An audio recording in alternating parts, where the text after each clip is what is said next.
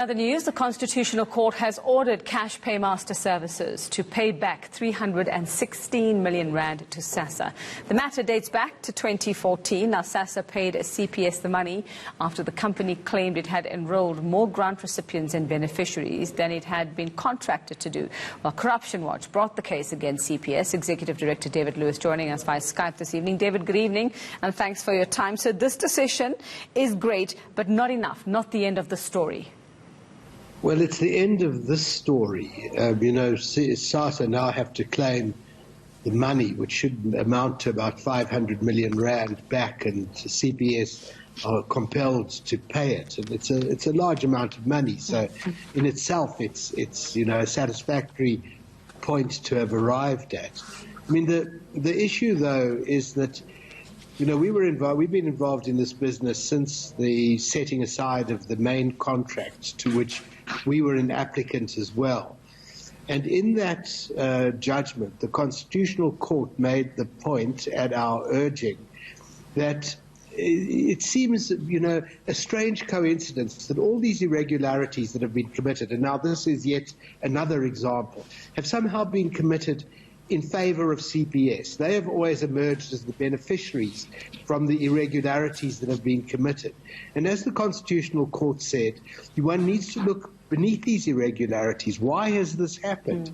And so the questions are, were people in the ministry or in Sassa leadership at the time somehow induced to commit these irregularities in order to favor CPS?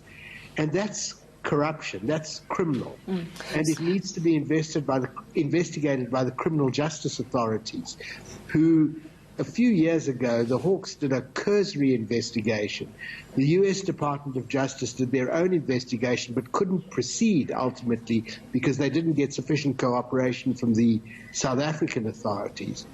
So, if it looks like a duck, quacks like a duck, and walks like a duck, somebody should have a check out whether it's a duck or not. Well, David, I mean, this goes back, yes, like you say, to the time of Bathabile Dlamini in social development there. And I mean, you have to wonder, she seems to have been untouchable so far when it comes to this issue. Do you have any hope that that there finally will be some justice in this, and actually somebody in that department held to account for this? Well, we're going to try and do that, certainly. I think the SIU might do well, the President may do well to ask the SIU to look at all contracts concluded in that period, and particularly contracts concluded between Sassa and CPS.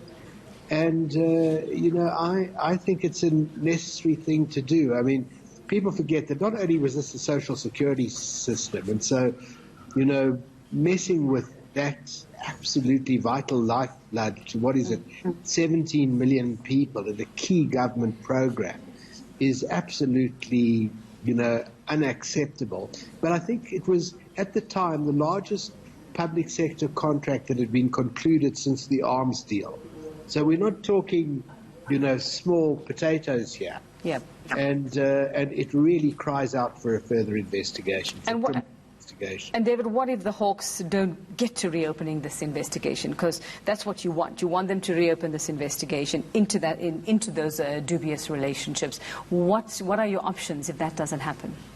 I'm afraid there are very little. I mean, this is of a scale and requires resources and powers that only the criminal justice authorities have.